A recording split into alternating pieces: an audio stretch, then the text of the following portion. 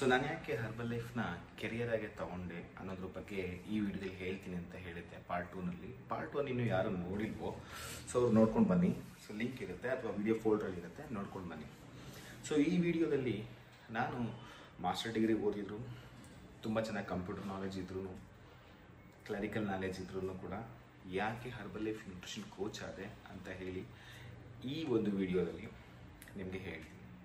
So first of all ನಾನು shake ಶುರು ಮಾಡಿ ನ್ಯೂಟ್ರಿಷನ್ ಕ್ಲಬ್ ಜರ್ನಿ ಎಲ್ಲ ನಿಮ್ಗೆ ಹೇಳಿದೆ, ಎಲ್ಲಿವರೆಗೂ ಬಂದು ನಿಂತ್ಕೊಂಡೆ ಅಂತ ಹೇಳಿದೆ. ಆ ನ್ಯೂಟ್ರಿಷನ್ ಕ್ಲಬ್ನಲ್ಲಿ ನಾನು ಸ್ಟೆಪ್ ಬೈ ನನ್ನ ಕೋಚ್ ಅಲ್ಲಿರೋಂಥ ಯಾರು ಸ್ಪೀಕರಾಗಿ ಮಾತಾಡ್ತಿದ್ರು, ಸೊ ಅವ್ರದ್ದು ಮಾತು ಅಥವಾ ಅವ್ರಿಗಿರುವಂಥ ಜ್ಞಾನ ಮತ್ತು ಅವರು ಜನರುಗಳ ಜೊತೆ ಹ್ಯಾಂಡ್ಲ್ ಮಾಡ್ತಿದ್ದ ರೀತಿ ಮತ್ತು ಈ ಕೆಲವರು ಏನೇನೋ ಸಮಸ್ಯೆ ಉಳ್ಕೊಂಡು ಬಂದಾಗ ಅವ್ರಿಗೆಲ್ಲ ಅವರು ಹೆಂಗೆ ಹೆಲ್ತ್ನ ಸರಿ ಮಾಡ್ಕೋಬಹುದು ಅಂತ ಹೇಳ್ತಾ ಇದ್ದ ವಿಧಾನಗಳು ಮತ್ತು ಈ life style day, family day ಇವೆಲ್ಲ ನೋಡಿ ನನಗೆ ತುಂಬ ಇಷ್ಟ ಆಯಿತು. ನಾನು ಅದೇ ಟೈಮಲ್ಲಿ ಅಂದ್ಕೊಳ್ತಿದ್ದೆ, ನನಗೆ work pressure day by day ಜಾಸ್ತಿ ಆಗ್ತಾ ಇತ್ತು. ವರ್ಕ್ ಮಾಡ್ತಿದ್ದ ಜಾಗದಲ್ಲಿ ನಿಧಾನಕ್ಕೆ ಯಾಕೋ ನಾನು ತುಂಬ ಇಷ್ಟಪಟ್ಟ ಜಾಗಕ್ಕೆ ಹೋಗಿದ್ದ ಕೆಲಸಕ್ಕೆ. ಬಟ್ ನನಗೆ ಡೇ ಬೈ ಡೇ ಇನಿಷಿಯಲಿ ಚೆನ್ನಾಗಿತ್ತು. ಬಟ್ ಹೋಗ್ತಾ ನಾವು ಯಾವುದೇ ಕೆಲಸ ಸೇರ್ಕೊಂಡ್ರು ಅಷ್ಟೇ ನಮ್ದು ಏನೇ ಎಕ್ಸ್ಪೀರಿಯನ್ಸ್ ಇದ್ರೆ ಇವಾಗ ಮ್ಯಾಟ್ರ್ ಆಗಲ್ಲ. ಅದೆಲ್ಲ ಒಂದು ಕಾಲದಲ್ಲಿ ಇತ್ತು, ಇವಾಗ ಎಕ್ಸ್ಪೀರಿಯನ್ಸ್ ಮ್ಯಾಟ್ರ್ ಆಗಲ್ಲ. ನಮ್ಮ ಜಾಗಕ್ಕೆ ಇನ್ನೊಬ್ಬ ಆಲ್ಟರ್ನೇಟ್ ಬಹಳ ಫಾಸ್ಟಾಗಿ ಬಂದ್ಬಿಡ್ತಾರೆ, ಆವಾಗ ನಮಗೆ ವ್ಯಾಲ್ಯೂ ಇರೋದಿಲ್ಲ. ಆದರೂ ನನಗೆ ಅರ್ಥ ಹೋಯ್ತು. ನಂಗೆ ಆ ಟೈಮಲ್ಲೇ ಅಂದ್ಕೊಳ್ಳೆ ಏನೋ ನಾನು ಬೇರೆ ನೋಡಬೇಕು, ಬಿಸ್ನೆಸ್ ಮಾಡಬೇಕು ಅಂತ ತುಂಬ ಆಸೆ ಪಟ್ಟಿದ್ದೆ. ಹೋಟೆಲ್ ಬಿಸ್ನೆಸ್ ಮಾಡಬೇಕು ಅಥವಾ ನಾನು ಅದಕ್ಕೋಸ್ಕರನೇ ಕ್ಯಾಬು ಟ್ರಾವೆಲ್ಸ್ ಮಾಡೋಣ ಅಂತ ಹೇಳಿದ್ರೆ ಕಾರ್ ಡ್ರೈವಿಂಗ್ ಎಲ್ಲ ಕಲ್ತ್ಕೊಂಡೆ. ಅದೇ ಟೈಮಲ್ಲಿ 2012 ಕಲ್ತಿದ್ದೆ ಆ್ಯಕ್ಚುಲಿ ಪಾರ್ಟ್ ಟೈಮ್. ಅವಾಗ ತಾನೇ ಓಲಾ ಊಬರ್ ಎಲ್ಲ ಸ್ವಲ್ಪ ಇನಿಷಿಯಲಿ ಬೂಮ್ ಆಗ್ತಾ ಇತ್ತು. ನಮ್ಮ ಜೊತೆಲಿದ್ದವ್ರು ಕೂಡ ನಾವು ಊಬರ್ ಎಲ್ಲ ಮಾಡಿ ತುಂಬ ಚೆನ್ನಾಗಿ ಎರ್ನಿಂಗ್ಸ್ ಎಲ್ಲ ಮಾಡೋಕ್ಕೆ ಶುರು ಮಾಡಿದ್ರು. ನನಗೂ ಕೂಡ ಇನ್ಸ್ಪೈರ್ ಆಯ್ತು, ನಾನು ಕೂಡ ಮಾಡಬೇಕಂತೆ. 2011 ಅವಾಗ ನಾನು ಕಾರ್ ಡ್ರೈವಿಂಗ್ ಎಲ್ಲ ಕಲಿತು ಕ್ಯಾಬ್ ಮಾಡ್ಬೇಕಂತ ಹೇಳಿ ತುಂಬ ಕಷ್ಟಪಟ್ಟು ತುಂಬ ಪ್ರೊಫೆಷ್ನಲ್ ಆಗಿ ಕಲಿತೆ. ಡ್ರೈವಿಂಗ್ ಎಲ್ಲ ಕಲಿತೆ. ಆಮೇಲೆ ಹೋಟೆಲ್ ಕಡೆನೂ ಮಾಡೋಣ ಅಂತ ಅದನ್ನು ಕಲಿತಿದ್ದೆ. ಇನ್ನೊಂದು ಕಡೆ ಅಕ್ವೇರಿಯಂ ಶಾಪ್ ಮಾಡೋಣ, ಇಲ್ಲ ಪೆಟ್ ಶಾಪ್ ಮಾಡೋಣ ಅಂತೇಳಿ ಅದೊಂದು ಕಡೆ, ಒಂದು 3 ಕಡೆ ಪ್ಯಾರಲರ್, ಇನ್ನೊಂದು ಕಡೆ ಪೊಲೀಸ್ ಜಾಬು ಅದಕ್ಕೂ ಟ್ರೈ ಮಾಡ್ತಿದ್ದೆ. ಇನ್ನೊಂದು ಕಡೆ ಬಂದು ಪ್ರೈವೇಟ್ ಸೆಕ್ಟರ್ ಜಾಬ್ ಎಲ್ಲ ಥರನೂ ಟ್ರೈ ಮಾಡ್ತಾ ಇದ್ದೆ. ಎಲ್ಲ ಕೂಡ ಮಾಡ್ತಿದ್ದೆ. ಯಾಕಂದ್ರೆ ನನಗಿರೋ ಇದಕ್ಕೆ ಎಲ್ಲನೂ ಸಿಗುತ್ತೆ, ನನಗೆ ಆಪ್ಷನ್ಸ್ ಇಲ್ಲ. ನಾನು ಕಾಲೇಜ್ನೂ ಲೆಕ್ಚರಿಂಗ್ ಪೋಸ್ಟ್ ಕೂಡ ಸಿಗುತ್ತೆ. ಯಾಕಂದ್ರೆ ಒಂದು ನೆಟ್ ಎಕ್ಸಾಮ್ ಆಗಿದೆ, ಸ್ಲೆಟ್ಟು ಬರ್ದಿದ್ದೀನಿ. ಸೊ ಹಂಗಾಗಿ ನನಗೆ ತುಂಬ ಆಪ್ಷನ್ಸ್ಗಳು ಇತ್ತು. ಬಟ್ ನನಗೇನಂತ ಹೇಳಿದ್ರೆ ಆ ಜಾಬು ನಾನು ಪ್ರೀವಿಯಸ್ ಏನು ವರ್ಕ್ ಮಾಡ್ತಿದ್ದೆ ಅದೊಂದು ತುಂಬ ಕಂಫರ್ಟ್ ಇತ್ತು. ಆ ಕಂಫರ್ಟ್ ಇದೆ, ನಾನು ಹೊರಗಡೆ ಬರೋಕ್ಕೆ ಆಗ್ತಿರ್ಲಿಲ್ಲ, ಅಷ್ಟು ಈಸಿ ಫಿಕ್ಸ್ ಆಗಿಬಿಡ್ತಿದೆ. ಬಟ್ ಆಮೇಲೆ ಅದು ಕಷ್ಟ ಆಗಿ ಶುರುವಾಯಿತು. ಹಾಗಾಗಿ ನಾನು ಯೋಚನೆ ಮಾಡ್ತೇವೆ. ಅದೇ ಟೈಮಲ್ಲಿ ಸೇಮ್ ಸೈಮಲ್ಟೇನಿಯಸ್ಲಿ ನನಗೆ ಆ ನ್ಯೂಟ್ರಿಷನ್ ಕ್ಲಬ್ದು ವ್ಯಾಲ್ಯೂಸು, ಅಲ್ಲಿನ ಜನ ಅದೆಲ್ಲ ಅರ್ಥ ಆಗಿ ನನಗೂ ಅನಿಸ್ತು ನಾನು ಇದನ್ನ ಕಲಿತೀನಿ, ನಾನು ಇದನ್ನ ಮಾಡ್ತೀನಿ ಅಂತ ಹೇಳಿದ ಮೇಲೆ ನನ್ನ ಕೋಚು ನನಗೆ ಟ್ರೈನಿಂಗಿಗೆ ಬರೋಕ್ಕೆ ಹೇಳ್ತು. ತುಂಬ ಜನ ಎಲ್ಲ ಪ್ರಾಡಕ್ಟ್ಸ್ ತೊಗೊಳಂಗೆ ರಿಸಲ್ಟ್ಸ್ ಬಂದಿಲ್ಲ ಅಂತ ಹೇಳ್ತಾರಲ್ಲ, ಯಾಕೆ ಅಂತ ಹೇಳಿದ್ರೆ ನಿಮ್ಗೆ ಯಾರೋ ಕನ್ಸ್ಯೂಮರ್ ಪ್ರಾಡಕ್ಟ್ಸ್ ಕೊಡ್ತಾ ಇರ್ತಾರೆ ಅಥವಾ ಯಾರೋ ಅರ್ಧಂಬರ್ಧಂ ತಿಳಿದಿರುವಂಥ ಪ್ರಾಡಕ್ಟ್ಸ್ ನಿಮ್ಗೆ ಕೊಟ್ಟರೆ ನಿಮ್ಗೆ ನಿಜವೂ ರಿಸಲ್ಟ್ಸ್ ಬರಲ್ಲ. ಆದರೆ ನನ್ನ ಕೋಚ್ ನಂಗೆ ಹಂಗೆ ಮಾಡಲಿಲ್ಲ. ನನ್ನ ಕೋಚ್ ಮನ್ಸು ಪಟ್ಟಿದ್ರೆ ನನ್ನ ಹತ್ರ ಇದೆಲ್ಲ ಪ್ರಾಡಕ್ಟ್ಸ್ ಅದನ್ನೇ ಕೊಟ್ಕೊಂಡು ಬಿಸ್ನೆಸ್ ಮಾಡುವಂತಿದ್ರು. ಬಟ್ ನನ್ನ ಕೋಚ್ ನನಗೆ ಹೇಳಿದ್ದು, ಟ್ರೈನಿಂಗಿಗೆ ಬಾ, ಫಸ್ಟು ನೋಡು, ನಿಮಗೆ ಆಗುತ್ತಾಗ ಚೆಕ್ ಮಾಡು, ಆಮೇಲೆ ಮಾಡು ಅಂತ ಹೇಳಿ ನನಗೆ ಅವರು ಅಲ್ಲಿಗೆ ಇನ್ವೈಟ್ ಮಾಡು. ಆ ಟ್ರೈನಿಂಗ್ ಸಿಸ್ಟಮ್ನಲ್ಲಿ ಕೂತ್ಕೊಂಡು ನನಗೆ ಅರ್ಥ ಆಯಿತು, ಯಾವುದಾದ್ರೂ ಮಾಡಬೇಕಾದ್ರೆ ರೆಡಿ ಇದೀನಲ್ವಾ, ಇದನ್ನೇ ಮಾಡ್ಬೋದಲ್ಲ. ನನ್ನ ಆರೋಗ್ಯನ ಚೆನ್ನಾಗಿ ಮಾಡ್ಕೊಳ್ತಾ, 4 ಜನಕ್ಕೆ ಆರೋಗ್ಯನ ಚೆನ್ನಾಗಿ ಮಾಡ್ಕೊಳ್ತಾ, ಹೇಳ್ಕೊಡ್ತಾ ಸಂಪಾದಿಸುವಂಥ ಜಾಗ ಬಹಳ ಈಸಿ, ಬಹಳ ಉತ್ತಮ. ಆರೋಗ್ಯ ಜೊತೆಗೆ ಹಣನೂ ನಮಗೆ ಸಿಗಬಹುದಲ್ವಾ ಅಂತ ಹೇಳಿ ನನಗೆ ಅರ್ಥ ಆಗಿದೆ. ಸೊ ಹಂಗಾಗಿ ನಾನು ಇದನ್ನ ಯಾಕೆ ಪಾರ್ಟ್ ಟೈಮ್ ಆಗಿ ಶುರು ಮಾಡಬಾರ್ದು ಅಂತ ಹೇಳಿ ಹಾಗೆ ಪಾರ್ಟ್ ಟೈಮ್ ಆಗಿ ಇದನ್ನ ಶುರು ಮಾಡಿ ಫಸ್ಟ್. ಸೊ ಶುರು ಮಾಡಿದೆ, ಅದು ಮಾಡ್ತಿದ್ದೆ. ನಂಗೆ ಗೊತ್ತಿರೋದೆಲ್ಲ ಹೇಳ್ತಿದ್ದೆ, ನನಗೆ ಗೊತ್ತಿರುವಂಥ ಡಾಕ್ಟರ್ಸ್ಗಳು ಹೇಳ್ತಿದ್ದೆ, ನರ್ಸ್ಗಳು ಹೇಳ್ತಿದ್ದೆ. ತುಂಬ ಜನ ಬರ್ತಿದ್ರು, ತುಂಬ ಜನ ಶೇಕ್ ಹೊಡಿತಿದ್ರು, ತುಂಬ ಜನ ಪ್ರಾಡಕ್ಟ್ಸ್ನ ತೊಗೊಂಡು ಹೋಗ್ತಿದ್ರು. ಹೀಗೆ ಇನಿಷಿಯಲಿ ಚಿಕ್ಕ ಶುರು ಮಾಡಿದ್ದು ಹರ್ಬಲ್ ಲೈಫ್ ನ್ಯೂಟ್ರಿಷನ್ ಜರ್ನಿನ. So I am really satisfied. ಈ Herbalife nutrition really satisfied. ಈ ಒಂದು ಸ್ಟೇಜಲ್ಲಿ ನನಗೆ ಎಷ್ಟು ಆಪರ್ಚುನಿಟಿ ಬಂತು ಅಂತ ಹೇಳಿದ್ರೆ ಸಿಕ್ಕಾಪಟ್ಟೆ. ಆಲ್ಮೋಸ್ಟ್ 2019 ಅನ್ಸುತ್ತೆ ಅಂದರೆ ನಾನು ಶೇಕ್ ಶುರು ಮಾಡಿ ಒಂದು 1.5 ಇಯರ್, 1.25 ವರ್ಷ ಆಯಿತು. ನಾನು ನ್ಯೂಟ್ರಿಷನ್ ಕ್ಲಬ್ ಕೂಡ ಓಪನ್ ಮಾಡಿದೆ. ಈ ಒಂದು ಸಮಯದಲ್ಲಿ ನನಗೆ ನನ್ನ ಸ್ಟೂಡೆಂಟ್ಸ್ ಎಲ್ಲ ಕೆಲವರು ಗೌರ್ಮೆಂಟ್ ಅಫಿಷಿಯಲ್ಸ್ ಕೂಡ ಇದ್ರು. ಅವರೆಲ್ಲ ತುಂಬ ಜನ ಗೌರ್ಮೆಂಟ್ ಕೆಲಸ ಆಫರ್ಡ್ ಮಾಡೋರು, ತುಂಬ ಜನ ಮಾಡಿದ್ರು. ಯಾಕಂದ್ರೆ ನನಗೆ ಇದ್ದಿದ್ದು ಎಜುಕೇಷನ್ ಎಲ್ಲಾದರೂ ಚೆನ್ನಾಗಿ ಮಾಡಿದ್ದೀನಿ. ಎಜುಕೇಷನ್ಗೆ ಗೌರ್ಮೆಂಟ್ ಕೆಲಸ ನನಗೆ ಆಫರ್ಡ್ ಮಾಡೋದು. ಯಾಕಂದ್ರೆ ನಾನು ಇನ್ನೂ ಅವಾಗಿನೂ 26, 27 ಅಷ್ಟೇ ಇದ್ದಿದ್ದು. ಆ ಟೈಮಲ್ಲಿ ತುಂಬ ಜನ ಆಫರ್ಡ್ ಮಾಡೋರು ಕೂಡ ನನಗೆ ಹೋಗಲಿಲ್ಲ.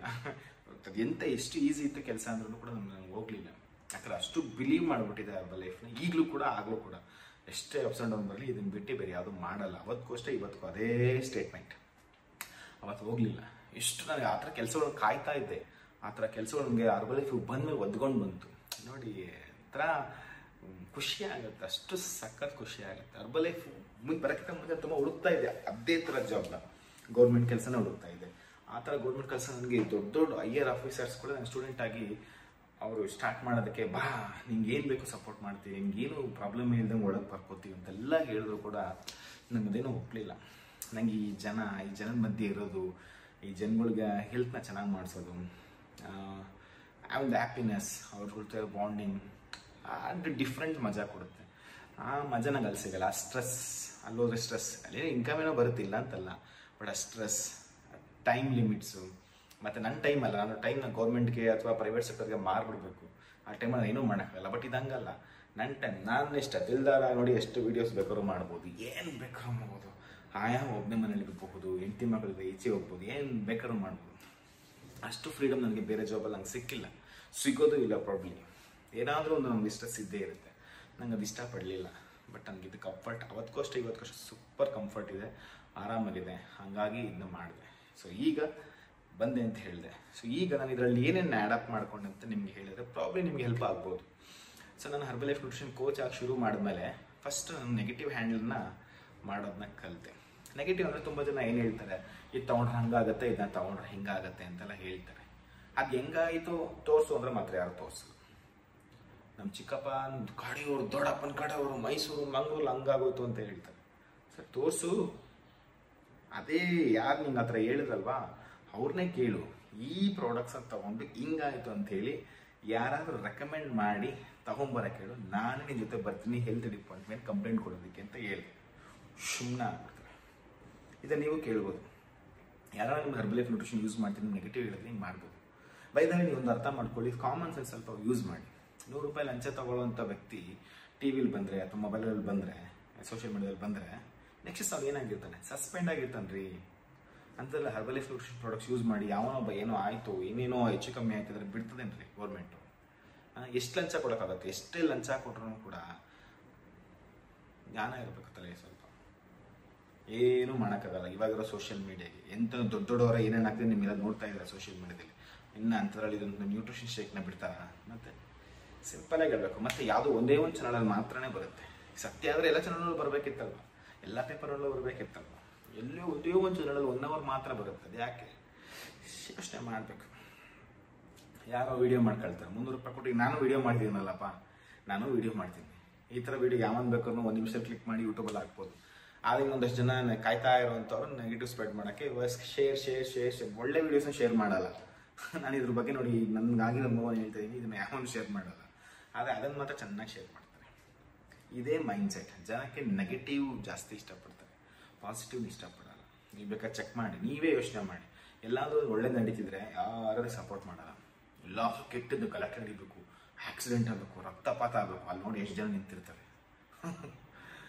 ಅಲ್ಲ ನೋಡಿ, ಈಗ ನಾನು ನೋಡಿ ಎಲ್ರಿಗೂ ಗೊತ್ತು ತೆಂಗಿನ ಹಾಲು ಕುಡಿದ್ರೆ ಏನದು, ಎಳ್ನೀರು ಕುಡಿದ್ರೆ, ಕಬ್ಬಿನ ಜ್ಯೂಸ್ ಕುಡಿದ್ರೆ ಒಳ್ಳೇದು ಅಂತ.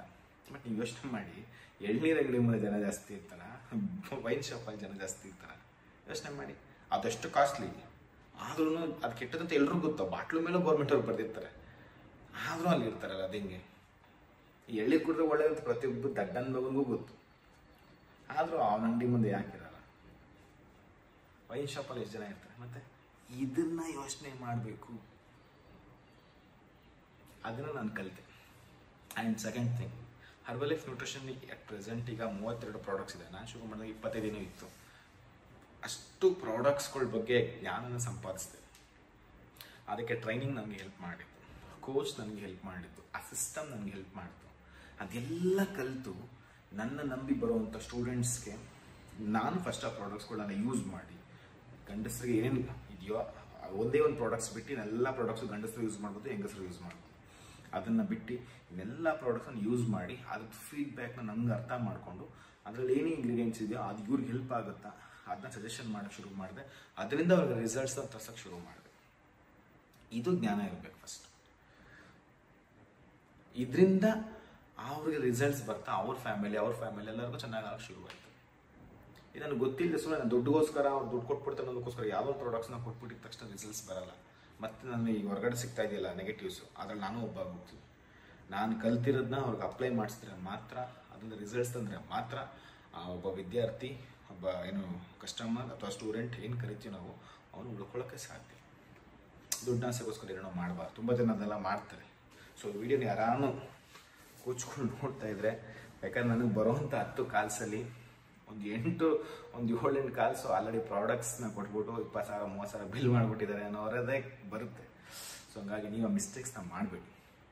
ನಮ್ಮ ಹತ್ರ ಬರುವಂಥ ಸ್ಟೂಡೆಂಟ್ಸ್ ಕಮ್ಮಿ ದುಡ್ಡಿರುವಂಥ ವ್ಯಕ್ತಿನೂ ಬರ್ತಾನೆ, ಜಾಸ್ತಿ ದುಡ್ಡಿರೋಂಥ ಬರ್ತಾನೆ. ಆ ವ್ಯಕ್ತಿಗೆ ಏನು ನೀಡಿದೆಯೋ ಅದನ್ನು ಮಾತ್ರ ಹೇಳಬೇಕು, ಅಷ್ಟು ಸಿಂಪಲ್. ಅವನ ಹತ್ರ ದುಡ್ಡಿದ್ರೆ ಅದು ಹೋಗ್ತಾ ಅವ್ನಿಗೇನು ಅಪ್ಗ್ರೇಡ್ ಮಾಡಬೇಕು ಅದನ್ನಷ್ಟೇ ಮಾಡಬೇಕು. ನನ್ನ ಸೆಲ್ಫಿಶ್ಗೋಸ್ಕರ, ನನ್ನ ಸ್ವಾರ್ಥಕ್ಕೋಸ್ಕರ ಅವ್ನಿಗೆ ಏನೇನೋ ಪ್ರಾಡಕ್ಟ್ಸ್ಗಳನ್ನ ತುಂಬಿ 50,000 60,000 ತುಂಬಿ ಬಿಲ್ ದಯವಿಟ್ಟು ಮಾಡಬೇಡಿ. ಇದು ನನ್ನ ಕೋಚ್, ನನ್ನ ಸಿಸ್ಟಮಿಂದ ಕಲ್ತಿದ್ದು. ಅನ್ನೆಸರಿ ಪ್ರಾಡಕ್ಟ್ಸ್ನ ಸೆಲ್ ಮಾಡೋದು, ನಮ್ಮ ಬಿಸ್ನೆಸ್ ಸೆಲ್ ಮಾಡೋದಲ್ಲ. ಸೆಲ್ ಮಾಡೋಂಗೆ ನಾನು ಬೇರೆ ಬಿಸ್ನೆಸ್ ಎಷ್ಟೊಂದಿದೆ, ಪ್ರಪಂಚ ಬೇಜಾನ್ ಬಿಸ್ನೆಸ್ ಸೆಲ್ ಮಾಡೋ ಬಿಸ್ನೆಸ್. ಇದು ಸೇಲ್ ಮಾಡೋ ಬಿಸ್ನೆಸ್ ಅಲ್ಲ, ಸೇಲ್ ಆ್ಯಂಡ್ ಸರ್ವಿಸ್.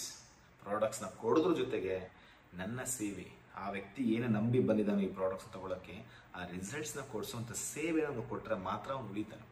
ಅವ್ನು ಉಳಿದ್ರೆ ಅವ್ನ ರಿಸಲ್ಟ್ಸ್ ತಗೊಳ್ತಾನೆ. ಆ ರಿಸಲ್ಟ್ಸ್ ಇನ್ನೊಂದಷ್ಟು ಜನಕ್ಕೆ ಇನ್ಸ್ಪೈರ್ ಆಗುತ್ತೆ. ಅದು ನಾವು ಮಾಡಬೇಕಾಗಿರೋ ಕೆಲಸ. ಇದನ್ನು ಕಲ್ತಿದ್ದ ಸಿಸ್ಟಮ್.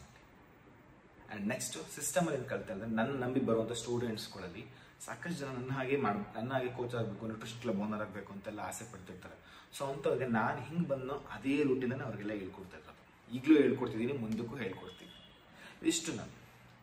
ಸೊ ನಾನೇನು ಅಂದ್ಕೊಂಡಿದ್ನೋ, ಬೇರೆ ಗೌರ್ಮೆಂಟ್ ಕೆಲಸ ಆಗಿರಲಿ ಅಥವಾ ಬಿಸ್ನೆಸ್ ಆಗಿರಲಿ, ಏನೇನು ಅಂದ್ಕೊಂಡಿದ್ದೀನೋ ಅದಕ್ಕೂ ಹರ್ಬಲ್ ಲೈಫ್ಗೂ ಅಜಗಜಾಂತರ ವ್ಯತ್ಯಾಸ ಇದೆ. ಇಲ್ಲಿರೋಂಥ ಸಿಸ್ಟಮ್ ಇಲ್ಲಿ ಬರಲ್ಲ. ಇಲ್ಲಿಗಿಂತ ಹಣ ಸಂಪಾದನೆ ಇಲ್ಲಿ ಮಾಡ್ಬೋದು, ಇಲ್ಲ ಅಂತಲ್ಲ. ಹಣ ಸಂಪಾದನೆ ಮಾಡೋದು ಬೇಜಾನ್ ರೂಟ್ಸ್ಗಳಿವೆ, ಲಕ್ಷಾಂತರ ರೂಟ್ಸ್ಗಳಿವೆ. ಹಿಂಗೆ ಒಳ್ಳೆಯದೇ ಮಾಡಬೇಕು, ಕೆಟ್ಟದೇ ಮಾಡಬೇಕಂತಲ್ಲ, ಬೇಜಾನ್ ರೂಟ್ಸ್ ಇದೆ. ಬಟ್ ಆತ್ಮತೃಪ್ತಿ, ಸಂತೃಪ್ತಿ ಅದೆಲ್ಲ ಆಗಬೇಕು. ಅದೆಲ್ಲದಕ್ಕಿಂತ ಹೆಚ್ಚಾಗಿ ಆರೋಗ್ಯ, ಆಯುಷ್ ಚೆನ್ನಾಗಿಟ್ಕೋಬೇಕು ಅಂತ ಹೇಳಿದ್ರೆ ಇದು ಬೆಸ್ಟ್ ಅಪ್ಪ. ಇದು ನನಗನ್ಸಿದ್ದು. ಸೊ ನಿಮ್ಗೆ ಏನು ಅನಿಸ್ತು ಕಮೆಂಟ್ ಮಾಡಿ. ಸೊ ನನ್ನ ನೆಕ್ಸ್ಟ್ ವೀಡಿಯೋದಲ್ಲಿ ಹರ್ಬಲ್ ಲೈಫ್ ನ್ಯೂಟ್ರಿಷನ್ ಒಳಗಡೆ ಬಂದ ಮೇಲೆ ನಾನು ಶೇಕ್ ತೊಗೊಂಡು ಚೆನ್ನಾಗಿದೆ. ನನ್ನ ಮನೆಯವರು ನನಗಿಂತ ಮುಂಚೆ ಆಲ್ರೆಡಿ ಶೇಕ್ ತೊಗೊಂಡಿದ್ದು ಅಂತ ನಾನು ಫಸ್ಟ್ ವೀಡಿಯೋದಲ್ಲಿ ಹೇಳಿದ್ದೆ. ನನ್ನಿಂದ ನೆಕ್ಸ್ಟ್ ನನ್ನ ಫ್ಯಾಮಿಲಿ, ನಾನು ಮದುವೆ ಆದಾಗ, ಸೊ ನನ್ನ ವೈಫ್, ನನ್ನ ಮಗು, ಅವ್ರಗಳ್ದು ಶೇಕ್ ಜರ್ನಿ, ಅವ್ರದ್ದು ಹರ್ಬಲ್ ಲೈಫ್ ನ್ಯೂಟ್ರಿಷನ್ ಜರ್ನಿ, ಅದನ್ನು ನಾನು ನಿಮ್ಮ ಮುಂದೆ ಹೇಳ್ತೀನಿ. ಪ್ರಾಬ್ಲಿ ನಿಮ್ಗೆ ಹೆಲ್ಪ್ ಆಗಬಹುದು. ಮತ್ತು ಈ ಒಂದು video first one, second one ಅಥವಾ ನೆಕ್ಸ್ಟ್ ಬರೋ ವೀಡಿಯೋಸ್ಗಳಿಗೆ ಎಲ್ಲನೂ ಕೂಡ ನನ್ನ ವೈಯಕ್ತಿಕ ವಿಚಾರಗಳಷ್ಟೇ. ಸೊ ಇದು ಎಲ್ಲರಿಗೂ ಹಿಂಗೆ ಇರುತ್ತೆ, ಎಲ್ಲರಿಗೂ ಹಿಂಗೆ ಅನಿಸ್ಬೇಕು ಅಂತಲೂ ಏನಿಲ್ಲ. ಸೊ ಹರ್ಬಲ್ ಲೈಫ್ ನ್ಯೂಟ್ರಿಷನ್ ಬರುವಂಥ ರಿಸಲ್ಟ್ಸ್ಗಳು ಎಲ್ರಿಗೂ ಸೇಮ್ ಇರುತ್ತಿಲ್ಲ. It's not typical. ಅದು ಪರ್ಸನ್ ಟು ಪರ್ಸನ್ ವೇರಿ ಇರುತ್ತೆ. ಮತ್ತು ಹರ್ಬಲ್ ಲೈಫ್ ನ್ಯೂಟ್ರಿಷನ್ ಪ್ರಾಡಕ್ಟ್ಸ್ಗಳು ಯಾವುದು ಕಾಯಿಲೆಗಳನ್ನ ಗುಣಪಡಿಸೋದಕ್ಕೆ ಅಂತ ಕಂಡುಹಿಡಿದಿರುವಂಥ ಔಷಧಿ ಅಲ್ಲ. ಸೊ ಇದು healthy meal replacement nutritional food, that's all. So ಇದನ್ನು ನಾವು ಹೆಂಗೆ ಪರ್ಸನಲೈಸ್ ಮಾಡ್ತೀವೋ ಅದ್ರ ಮೇಲೆ ಡಿಪೆಂಡ್ ಆಗಿ ರಿಸಲ್ಟ್ಸ್ ಬರುವಂಥ. ಸೊ ಈಗ ನೆಕ್ಸ್ಟ್ ವಿಡಿಯೋದಲ್ಲಿ ನನ್ನ ಫ್ಯಾಮಿಲಿ ರಿಸಲ್ಟ್ನ ಶೇರ್ ಮಾಡ್ತೀನಿ. Thank you so much. Bye bye.